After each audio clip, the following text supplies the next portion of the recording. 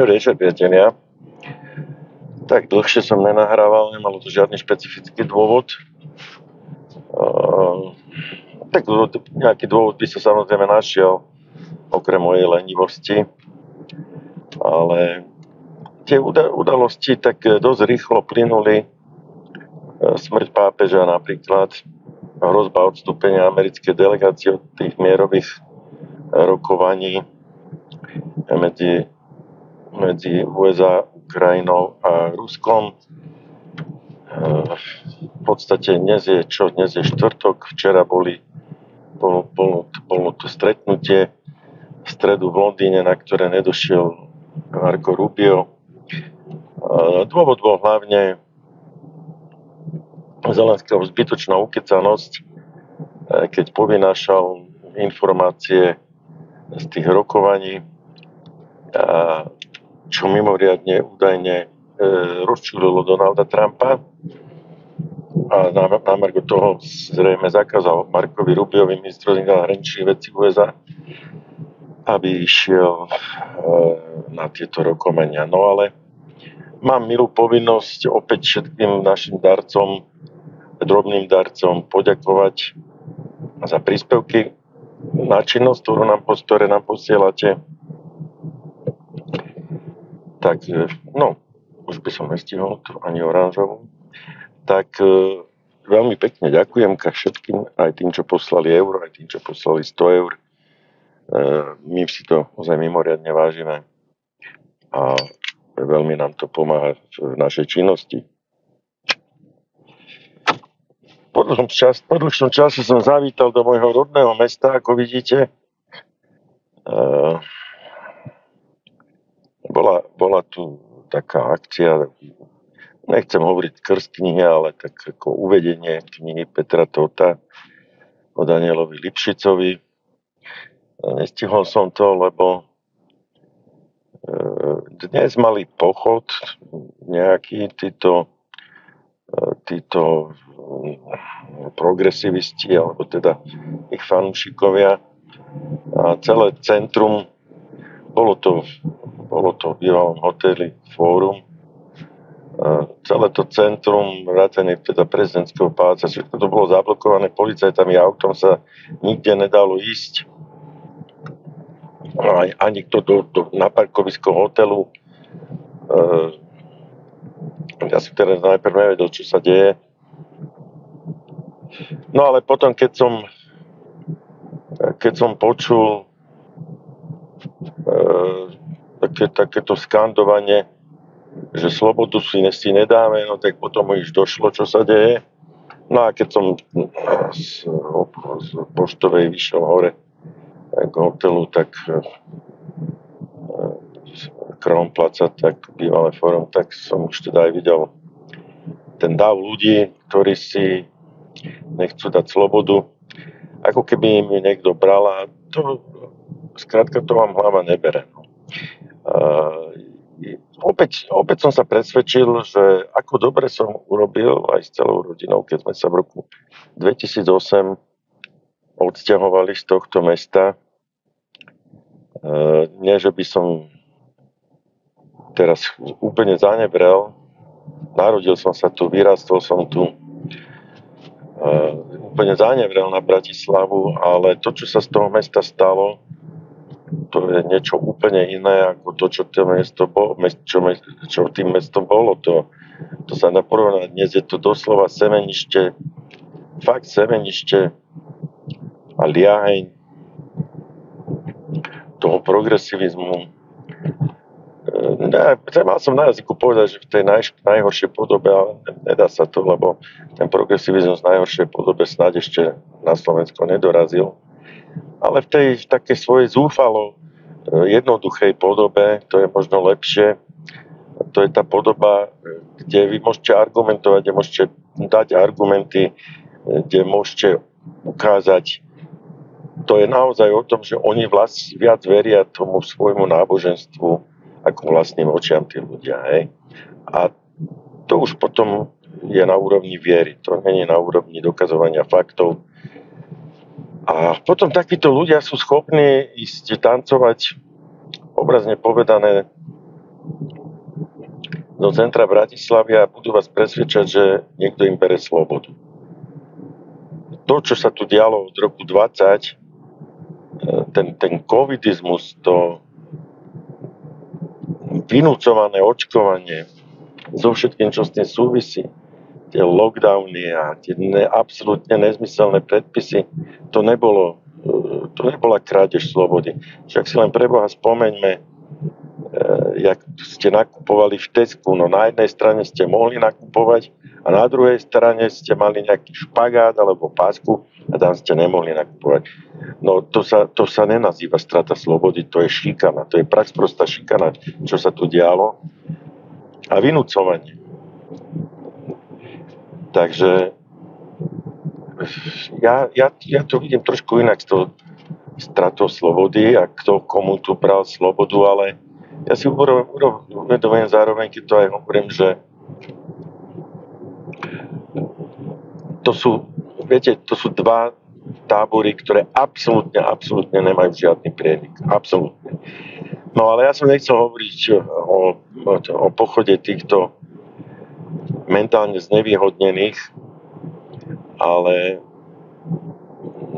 musel som tým začať, lebo dosť ma to zaujalo. Dnes, viete, to je zážitok pozerať sa na ľudí, ktorí vyzerajú úplne normálne, majú 2 ruky, 2 nohy, hlavu, oči, vlasy, nohavice, tričko. Normálne, ako by ste povedali, že to sú normálni ľudia. Normálne ako homo sapiens sapiens, so všetkým, čo k tomu patrí. Teda väčšinou, hej. Pokiaľ pod tou sukňou nemal penis alebo niečo podobné, čo u tých ľudí sa samozrejme nedá vylúčiť, hej. Ale v zásade vyzerajú úplne normálne ako vy, keď sa pozriete do zrkadla a to trvá len do okamihu, kedy neprerečia, kedy nepovedia. A ako náhle začnú vyspevovať, slobodu si nedáme a podobné nezmysly, tak si poviete, no toto sa len podobá, hej? Ale normálne to nie je. Bohužiaľ, no to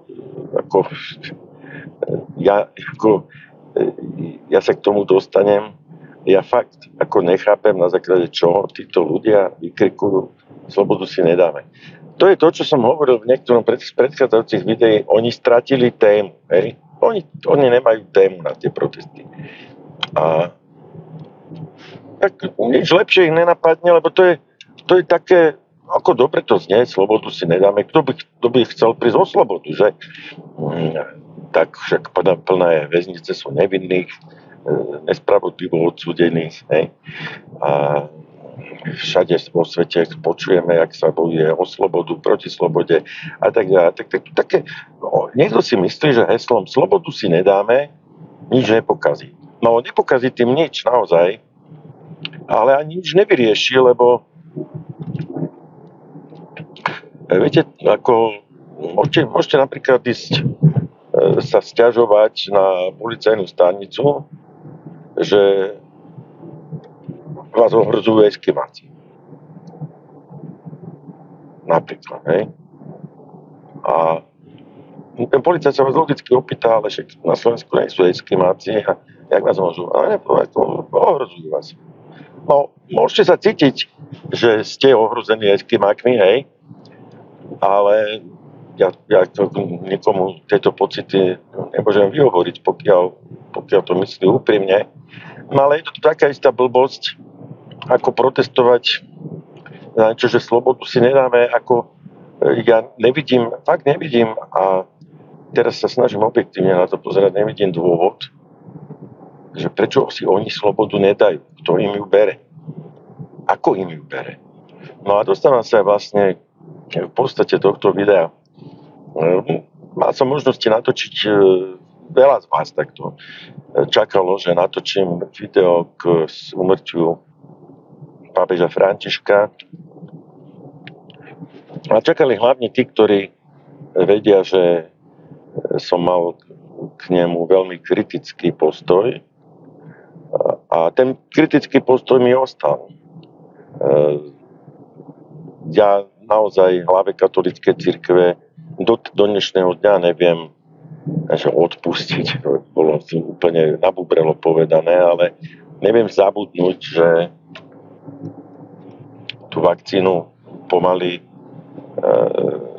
respektíve on to inak povedal, že ak sa nemýlim, ale opravte ma, on povedal niečo v tom zmysle, že kto sa nedá zavakcinovať, pácha zlo, alebo naopak teda, kto sa dá zavakcinovať, je to prejav dobra, hej. No a myslím teraz zavakcinovať na COVID. Nie na španielskú chrípku. Ale to bola len jedna z tých mnohých výhrad, ktoré ja som k nemu mal. Ja som to vtedy povedal a zopakujem to. Katolícka cirkev zlyhala, absolútne zlyhala na celej čiare počas covidu. Čo sa týka tých opatrení, čo sa týka straty slobody, čo sa týka očkovania, a zlyhala na čele so Svätým Otcom, s pápežom. Ale naozaj nebudem, ja len pripomínam to, čo som v minulosti povedal, takže nie som teraz nejaký hrdina, keď pápež umrel. A ďalej to komentovať nebudem práve preto, že umrel. A nie z dôvodu, že o mŕtvych len dobre, lebo ono sa to hovorí, ale to je úplná hlúposť. Potom by sme o všetkých osobnostiach politického života alebo náboženského života, ktoré už nie sú medzi nami, nemohli nič kritické povedať. To je hlúposť. Ale nechcem to hovoriť preto, aby som neprilieval nejakú tú arómu do hyenizmu, do tohto umrtia, keď pápež ešte nie je ani pochovaný. Ten pohreb má byť v nedeľu a dnes je štvrtok. A to je prvá vec. A druhá vec, s čistým svedomím môžem povedať, že všetky výhrady, ktoré som voči pápežovi mal, som v minulosti povedal a nemienim ich teraz, keď umrel, opäť vyťahovať. Jednoducho nie. V čase, keď to bolo potrebné, tak keď som si myslel, že je to potrebné, som to povedal. Mali sme tu samozrejme aj ďalšie udalosti, ako som spomenul, tie ukrajinsko-americko-ruské rokovania, ale nejdem sa, ak dovolíte, venovať ani jednej z týchto. Určite tá Ukrajina, to riešenie by si zaslúžilo samostatné video a nebudem teraz spájať dve veci do jedného, lebo by to video malo 1,5 hodiny. Chcem sa venovať domácej politike a možno niektorí na druhej strane očakávať, že sa budem venovať splnomocnencovi vlády Kotlárovi. Nebudem.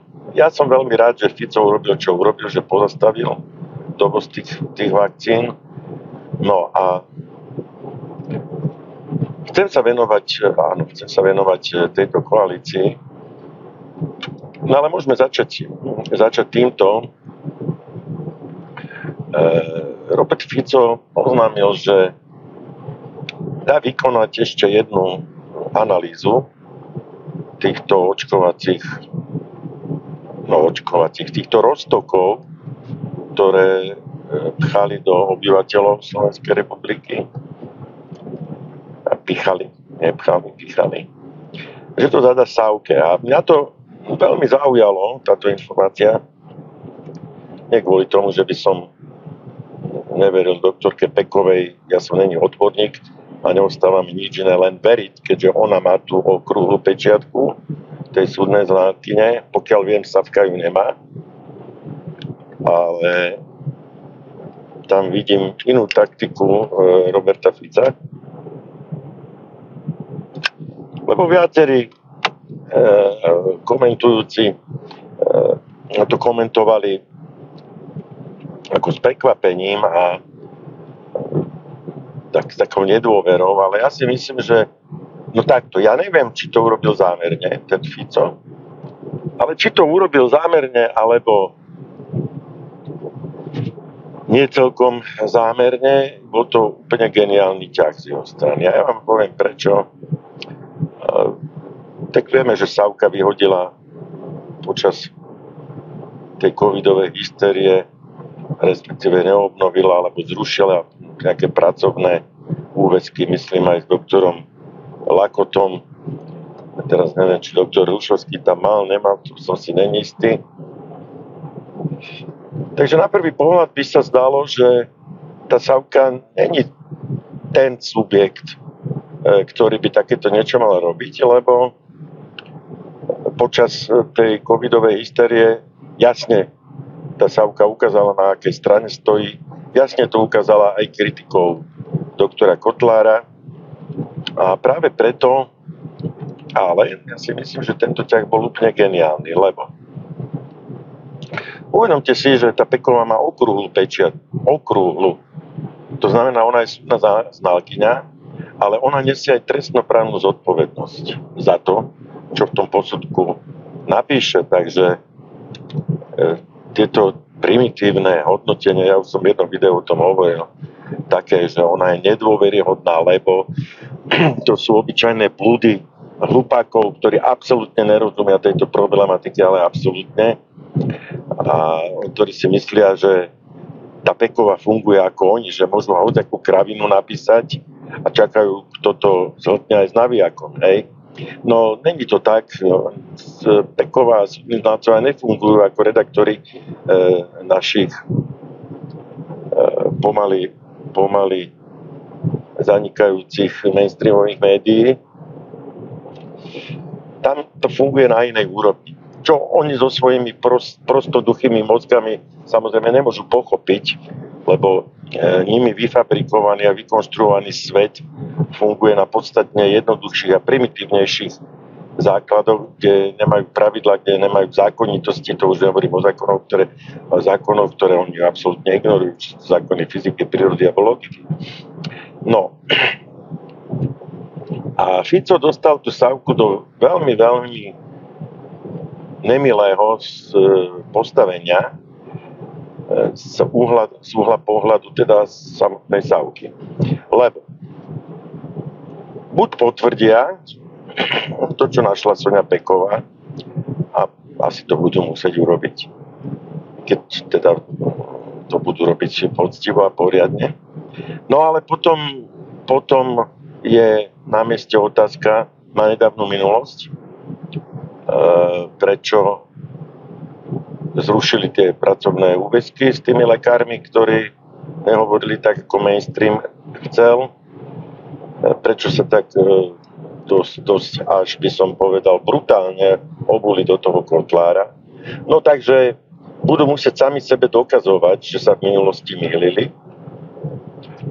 Alebo keby ich, nedaj Bože, napadlo, že idú brániť tú minulosť a dali by iný nález, ako dala Peková, tak som hlboko presvedčený o tom, že tu potom by sme tu mali dva posudky. Jeden Pekovej s okrúhlou pečiatkou, ktorý hovorí to, čo hovoril aj doktor Kotlár, keď ho interpretoval. No a mali by sme posudok Savky, ktorý by možno tvrdil opak, že tie roztoky sú v poriadku.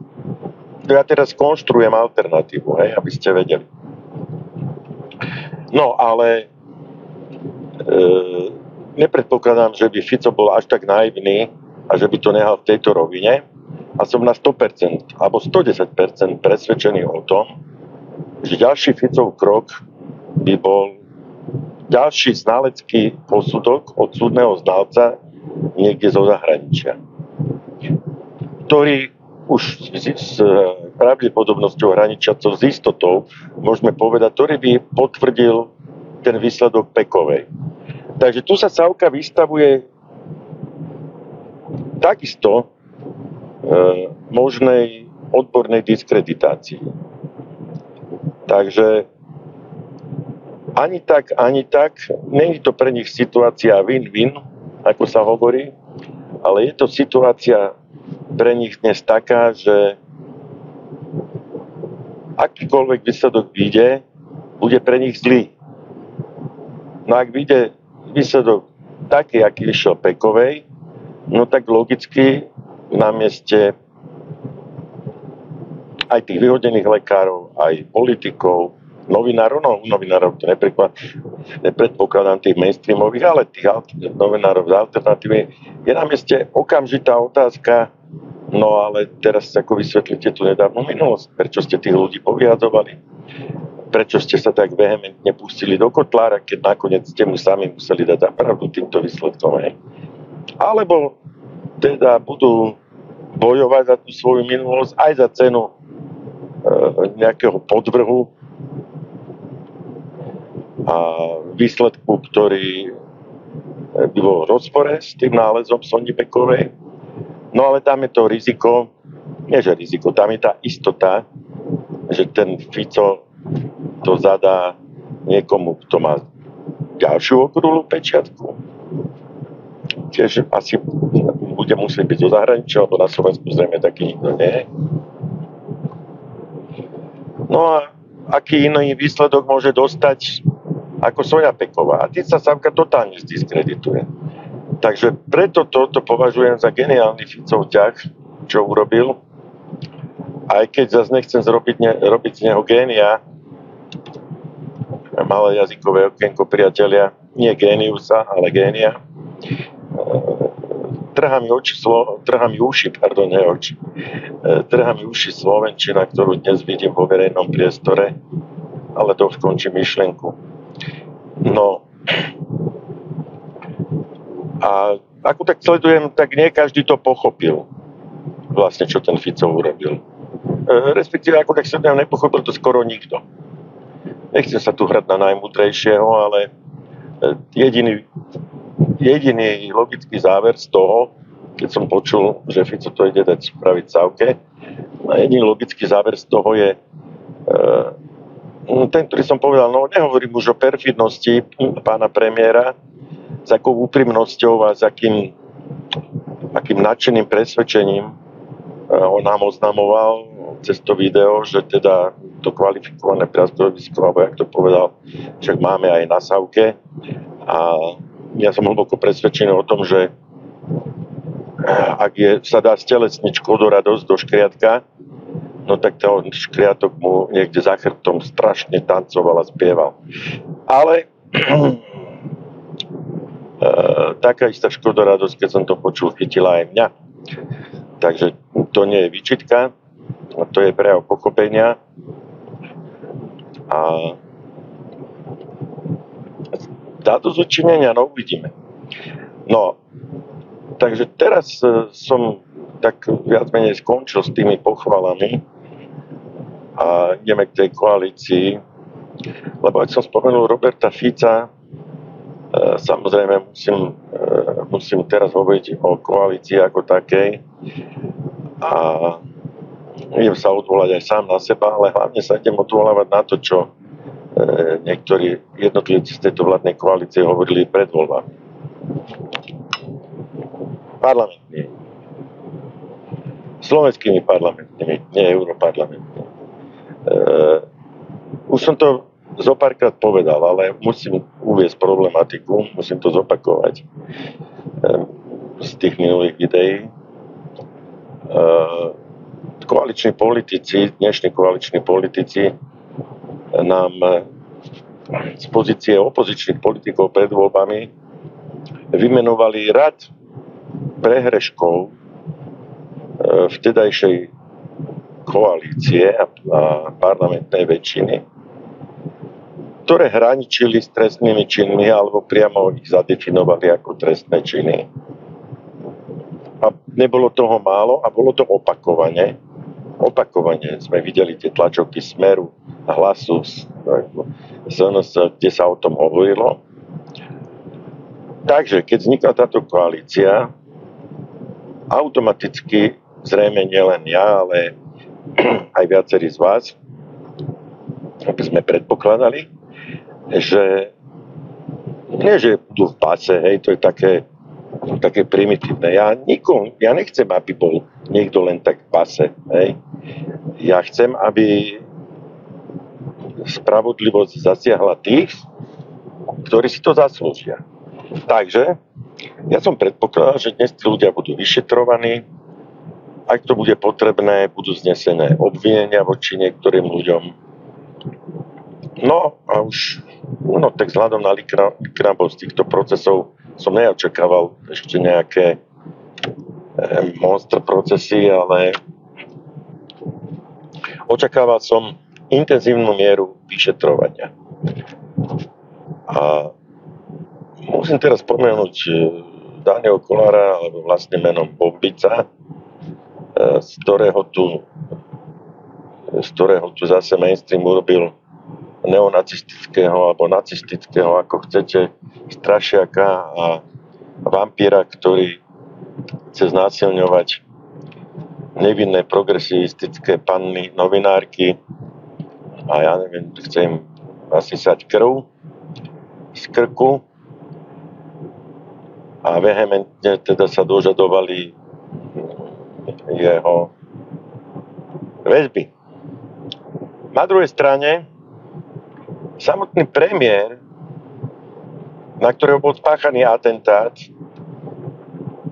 a skoro ten atentát neprežil. Samotný premiér má tlačovku, na ktorej nám oznámi, že sú nejaké SMS-ky, komunikácia, teda textová, neviem, či to boli SMS-ky alebo WhatsApp, to ja neviem, kde sa nejaká skupina aj týchto Čurilovcov a ešte neviem kto tam dohovárajú a kde vyjadrujú lútosť nad tým, že ten Fico ten atentát prežil a pritom jeden z týchto ľudí dokázateľne má zbrojný preukaz a niekoľko kusov krátkych palných ručných zbraní. A tu už začína pre mňa hranica, kde sa, ako sa zvykne hovoriť, že toto mi už hlava nebere. Tak na jednej strane tu máme osamelého Daniela Kollára, alebo teda Bombica, ako chcete, ktorý pre spoločnosť momentálne je asi tak nebezpečný ako ja neviem, srnka, alebo ja neviem čo, lebo je pod prísnym monitoringom a hej. A na druhej strane tu máme gaunerov, ktorí sa dohovárajú a medzi sebou a vyjadrujú lútosť a neviem presne, jak to bolo, ja to budem len interpretovať. Skrátka vyjadrujú lútosť nad tým, že ten Fico ešte žije. A jeden z tých ľudí, minimálne dokázateľne, o jednom z tých ľudí viem, mená si nehnevajte, nepamätám, že má zbrane, že má zbrojný preukaz zbrane a že tie zbrane stále má. Takže toto není len tvrdenie z mojej strany mierené voči médiám, o ktorých naozaj si absolútne nič dobre nemyslím. Ja sám som bol niekedy novinárom. Dokonca som bol predseda komisie na ochranu novinárov. Napísal som výročnú správe o stave slobody prejavu na Slovensku. A tie správy naozaj zazneli vo takmer všetkých svetových médiách svojho času, veľkých svetových médiách. Takže ja viem, o čom hovorím a to, čo vy vidíte dnes, to nie je žurnalistická robota, to je prostá propaganda. To sú naozaj prostitútky, hej, tí novinári. To od žurnalistiky má svetelné roky ďaleko, čo tí ľudia robia. Zatiaľ ich nikto neberie na zodpovednosť, ale hlboko som presvedčený o tom, že na zodpovednosť raz budú musieť byť braní. No ale to sa bavíme možno o budúcnosti a možno o alternatívnej budúcnosti v nejakom paralelnom vesmíre. To ja ešte neviem. No, ale čo tým chcem povedať? Prosím vás, na čo máme ministra vnútra, ktorý ešte je navyše aj predsedom strany Hlas. Ja naozaj prestávam tomu rozumieť, tak v podstate jeho šéf, premiér, sa tu sťažuje, na komunikáciu nejakých gavnerov, ozbrojených gavnerov, ktorí sú na slobode a ktorí ľutujú, že ten Fico ešte žije. A ak sa nemýlim, tak ten Hlas je stále súčasťou koalície a Eštok je stále ministrom vnútra. No, to už tá umelá inteligencia by bola asi lepším ministrom vnútra, lebo ja naozaj nerozumiem tomu, na čo ten Eštok tam je. A okrem toho, že sme sa teda dozvedeli, že policajti budú mať nejaké nové košele, alebo ja neviem čo, s ryžovými, alebo akými bambusovými, ja už neviem, vláknami, čo je minimálne hrdinský čin hodný pochvály pred nastúpenou jednotkou. No ale pred nastúpenou jednotkou pán minister vnútra v Pinelovej nemocnici. Ak neviete, čo je Pinelová nemocnica, tak poverte nejakého plukovníka tam, nech vám to zistí. Lebo toto je absurdné, toto je absolútne absurdné, toto je nemysliteľné. Toto je na okamžitý odchod ministra vnútra do večného zabudnutia. To predsa nemôže jeden minister vnútra takýto prúser normálne prestať. A on funguje ďalej. Aj s celým tým nešťastným zoskupením, ktoré sa volá Hlas. A dostávam sa k podstate veci. Ten Hlas, to je škodná, hej? Tá strana Hlas, to je škodná. To treba zlikvidovať ako škodnú. Tak, jak likvidujete Potkanov, Loštice. A s Lošticami je problém, že to je aj na atole bikiny prežili, neviem, tak či sa to len traduje, alebo či to je pravda. Ale ten Hlas je absolútnou brzdou tejto koalície. Ne, SNS je trápnym trpazlíkom s trápnym vedením a s trápnymi činmi a skutkami, hej. Ale ten Hlas má vyššiu mieru trápnosti a vyššiu mieru zbytočnosti. O mnoho vyššiu. Prvá zbytočnosť, ktorá sa dá zadefinovať pri tejto strane je, na čo ten Hlas vlastne je. Ako politická strana. Na čo potrebuje Slovensko dve sociálne demokracie? Toto nech mi niekto vysvetlí. Môžete namietať, že máme aj dve kresťanské strany, KDH, Kresťanskú úniu, a nakoniec moja strana Zdravý rozum sa definuje ako kresťanská a konzervatívna strana. Ale predsa tam nájdete rôzne nuancy, rozdiely, lebo to, keď je kresťanská, ešte nemusí byť konzervatívna a tak ďalej. Hej. Ale na čo sú na Slovensku dve sociálne demokracie, keď de facto tá druhá sociálna demokracia vyšla z tej prvej sociálnej demokracie a vyšla z nej len a len ako trucpodnik. Nevyšla z nej ako požiadavka verejnosti. Ja som nikde nevidel volanie po inej sociálnej demokracii v tom čase, keď sa to dialo. To bol vyslovený Pellegriniho trucpodnik, lebo Pellegrini mu za ten krátky čas, čo bol vtedy premiérom, narastli asi tie ružové krydelká tam vzadu na prdelke a začal sa vznášať. No a jak sa takto vznáša, tak mu pri tom vznášaní sa napadne spásonosná myšlienka. Ja neviem, z čoho sa vznášal, či z tých ceruziek, čo mu vtedy vypadli zabalených do tých bielých papierikov. Ja už neviem, z čoho sa začal vznášať táto napodobenina politika, ale nič spáčnejšie mu nenapadlo ako to, že založím si svoju sociálnu demokraciu. No určite to urobil pre dobro Slovenska a Slovákov, ako to nakoniec robia všetci, hej.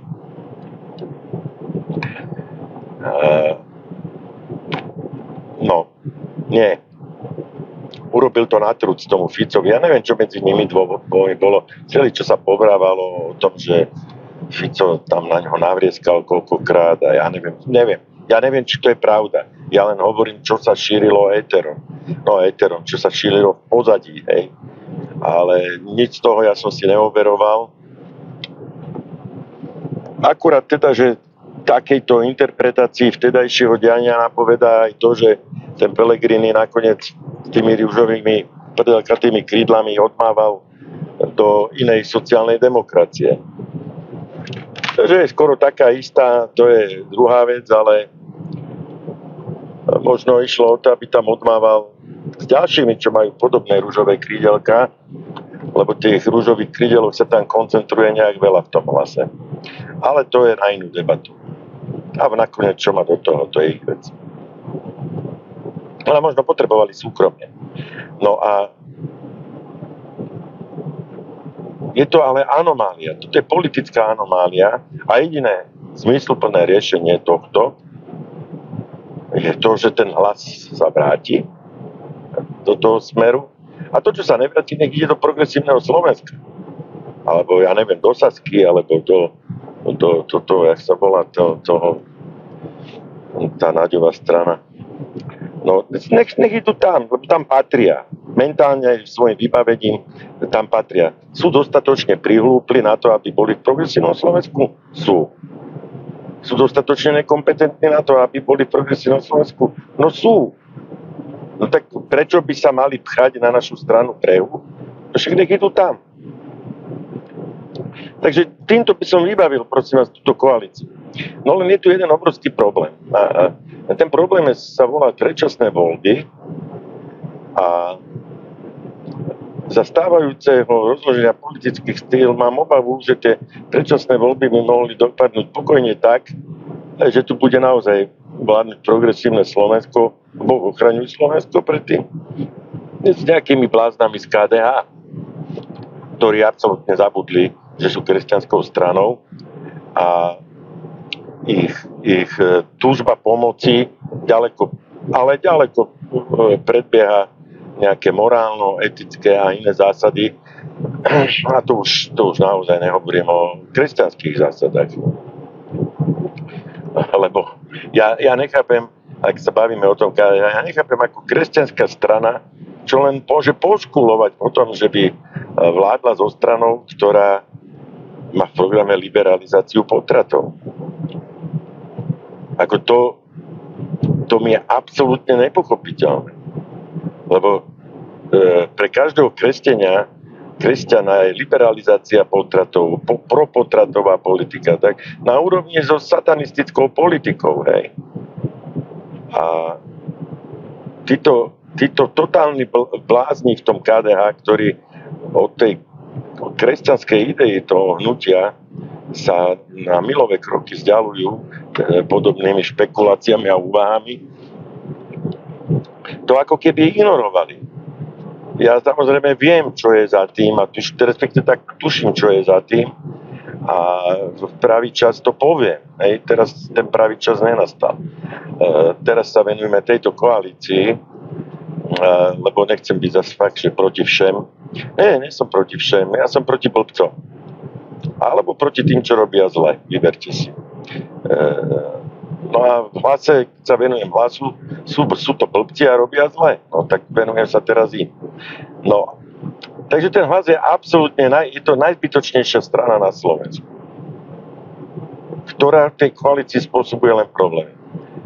Ten Pellegrini vlastne dosiahol to, čo chcel. No ja neviem teda, či chcel byť už rovno prezidentom, ale vlastne to dosiahol. Tým pádom strana Hlas stratila funkčnosť. Hej. A Pellegrini už ju nepotrebuje, aj keď to údajne stále ešte nejakým spôsobom riadi.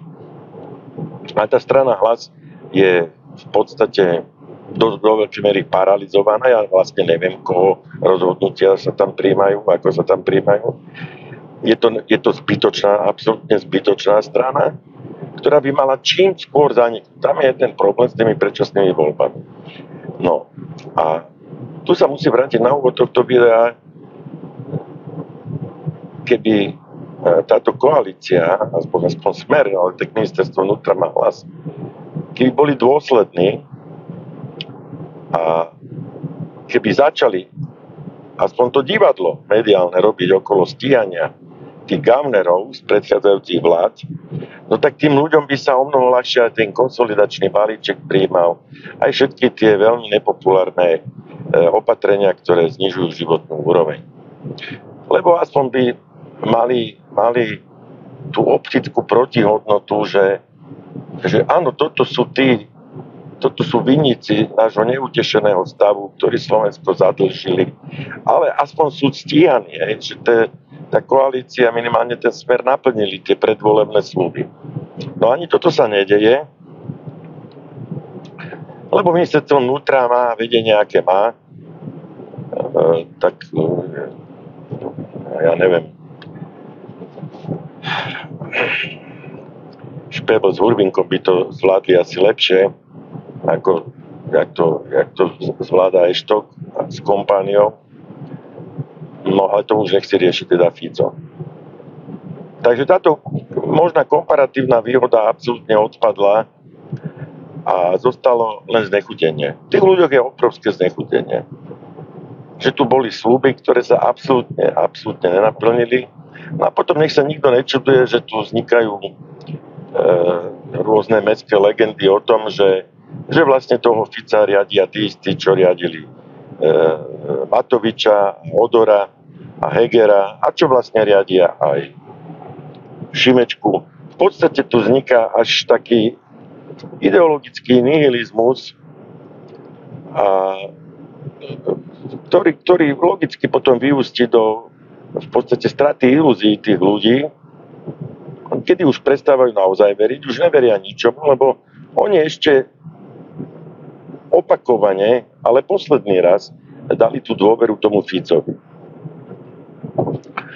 A bohužiaľ, to musím povedať, vyzerá to tak, že tá dôvera bude trestuhodne premrhaná a vyžereme si to všetci, lebo naozaj tu môže byť vláda progresívneho Slovenska s tými oportunistami z KDH a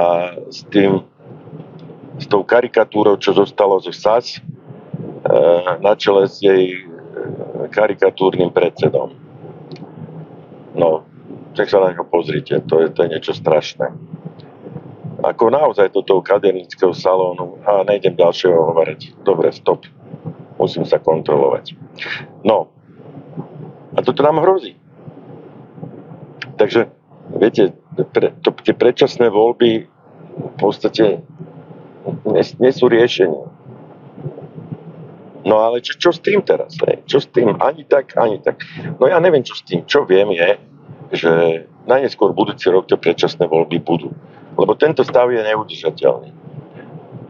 No, a ja už nebudem teraz radiť, samozrejme, lebo moji kolegovia z našeho politického hnutia mi vyčítajú, že v týchto videách dávam návody, respektíve rady. Aj keď teda politické strany na našom brehu, ale napriek tomu je to konkurencia, takže už s tými radami, možno, že sú to bezvýznamné rady, to už ja neviem, ale asi s tým prestanem. No, tak viem, že až tak bezvýznamné nie sú. Dobre, ale to je druhá vec. No, ale do budúceho roka, keď ten Smer neurobí niečo také, aby tí ľudia mali aspoň minimálny pocit zadozučinenia, tak tie voľby nevyhrajú a bude tu vládnuť progresívne Slovensko. Samozrejme, dotedy sa môže veľmi veľa vecí stať. A ozaj, keď hovorím veľmi veľa, myslím tým aj medzinárodnú politickú scénu. Dotedy sa môžu stať také veci, že význam slovenských volieb oproti tomu bude trpazlíkom. Ale zatiaľ sa nič také nestalo. A tie budúce parlamentné voľby môžu pre nás byť nesmierne dôležité pre smerovanie ďalšie smerovanie Slovenska. O to väčšia je zodpovednosť premiéra Fica. No, a tu sa dostávam k zlomovému bodu a poslednej dôležitej informácii, respektíve dôležitému aspektu tohto videa, že aj keby tie voľby skončili tak, že ten Smer zostaví vládu, kde máte istotu, že sa niečo zmení. No a ja vám poviem, kde. Tú istotu nemáte, lebo sa nezmení nič. A ja vám teraz poviem aj prečo. Lebo vy môžete mať čírovo kryštálovo čistý úmysel a predstavte si, že sa stanete, ja neviem, ministrom pôdohospodárstva alebo čokoľvek iného. A ste tam noví, prídete tam ako nový minister. Keď vy sa tam zorientujete a kým pochopíte vôbec zložitosť tých štruktúr, ktoré tam fungujú, už budú ďalšie voľby. Inak povedané, chcem ti povedať, že ak sa tu má niečo zmeniť, treba ten náš slovenský deep state vykinožiť. Aj na tých ministerstvách. Nemôže sa stať, aby po voľbách z pracoviska nejakého ústavu, kde zriaďovateľom je jedno z ministerstiev, vyhodili zamestnankyňu len preto, že má konzervatívne názory. A toto sa stalo. Toto sa stalo jednej našej členke. Len za to. Lebo celé to tam je progresivistické. A ja sa pýtam potom, kto tu vyhral voľby? Koho názorový prúd tu vyhral voľby? Progresivistický? No. A to je ten deep state. Ten náš slovenský deep state. A aby som nekrivdil niekomu, toto je vec, ktorú Donald Trump obrovsky podcenil v roku 2016-20. A tam potom sa stalo naozaj to, že CIA, ja už som to hovoril, len tak opäť na ilustráciu sa mi to opäť hodí, CIA proti nemu, normálne proti nemu konšpirovala. Však viete, už som to hovoril, čo s tou ruskou kartou a tak ďalej. No ale Donald Trump to pochopil a za tie 4 roky, čo ho naháňali, chceli ho zavrieť, chceli ho zabiť, za tie 4 roky si pripravil tých 14 000 ľudí, čo som už tiež hovoril, a ako náhle nastúpil do úradu, on ten deep state začal meniť. Tých ľudí začal meniť. Jediná zmena, ak sa má na Slovensku udiať, je presne takáto. My musíme tých ľudí vymeniť. My ich musíme mať tých ľudí nachystaných. Ak tu naozaj niekto chce priniesť po voľbách zmenu a ak to s tou zmenou myslí vážne, musí aspoň časť tých ľudí mať. Ja nehovorím, že v rozsahu, akom to mal Donald Trump, ale minimálne v celej tej štruktúre toho vládnuceho aparátu, a keď hovorím o vládnucom aparáte, mám na mysli všetky rezorty a všetky úrady, inštitúcie a tak ďalej, ktorých sú zriaďovateľmi, jednotlivé rezorty, musíme nachystaných ľudí, aby to tam vymenili. Aspoň v tých kľúčových pozíciách. Lebo inak, jak som povedal, príde tam minister a ten deep state bude si šlapať svoje. A pokiaľ je to progresivistické, čo je, no tak budú sa vyvršovať na našich ľuďoch, budú likvidovať našich ľudí. Takže 100-krát môže tu vyhrať nejaký konzervatívny prúd politický. Nič sa nezmení, pokiaľ my tých ľudí nevymeníme. Naša úloha dnes nespočíva len v tom hľadať nových politikov, jak to tu je teraz moderné hľadať. Ne. Najdôležitejšia robota dnes je hľadať ľudí na výmenu toho deep stateu. A to musia byť ľudia kvalifikovaní, ktorí problematike rozumejú, ktorí rozumejú administratíve, ktorí rozumejú jednotlivým tým vzťahom. Nie je to ľahké. Ale určite tí ľudia existujú. Nemusí byť ich 14 000. Ale musí byť ich dostatočné množstvo, nejaký kritický počet, ktorý ja takto z hlavy neviem vám povedať, ktorých okamžite treba nasadiť, z tých starých doslova povyhadzovať. A potom sa môžeme baviť o tom, že sa na Slovensku niečo môže meniť. Ale pokiaľ vymeníme len ministrov a ja neviem, vedúcich služobných úradov a ja neviem čo, to je málo. To je málo. Ak to chcete počuť, ja to poviem nároveň. Áno, musíme urobiť čistky. Doslova musíme urobiť čistky na tých ministerstvách. Ale nelen na ministerstvách. Všade. V celej štátnej správe. Lebo inak sa tu nepohne. Je to tu prerastené korupciou a to je jedno, aká vláda tu je. Tu sú mafiánske, vyslovene mafiánske, doslova mafiánske skupiny, ktoré vládnu v jednotlivých regiónoch Slovenska, do ktorých patria vyšetrovatelia, prokurátori, ja neviem, či aj sudcovia, a ktorí konajú v zhode. To oni si myslia, že niekoho zlikvidujú, oni to urobia. A toto treba vykoreniť. Ja som už v roku 2008, a to som bol v diskusii s Lipšicom v TV Joj, povedal, že Slovensku treba založiť odznov. To bolo prvý raz, čo som také niečo povedal. A to už je rok 2008. To bola nejaká z tých, myslím, neviem, ktorých vlád tam Ficových. Ale to nie je podstatné. To šlo to po Dzurindových vládach, ktoré neboli o nič lepšie. Hej. Takže je už to dostatočný počet rokov, 17 rokov, ak sa nemýlim. A dnes to platí to, čo som ja v roku 2008 povedal, pre mňa to dnes platí dvojnásobne, minimálne dvojnásobne. No samozrejme, my to nemôžeme spraviť tak, že vyhlasíme koniec Slovenska 31.12. a od 1. ďalšiu Slovenskú republiku. Ale tak, ako sa nám údajne za 7 rokov vymenia všetky bunky v tele, no tak takisto my, ale to telo nám ostane aj s tým vedomím, ktoré máme, no tak takisto to my musíme urobiť. Slovensko nám ostane. Aj so všetkým, čo k tomu patrí, ale tých ľudí jednoducho vymeniť musíme. My musíme začať od podlahy. Ako to urobil Donald Trump v USA. Začal od podlahy.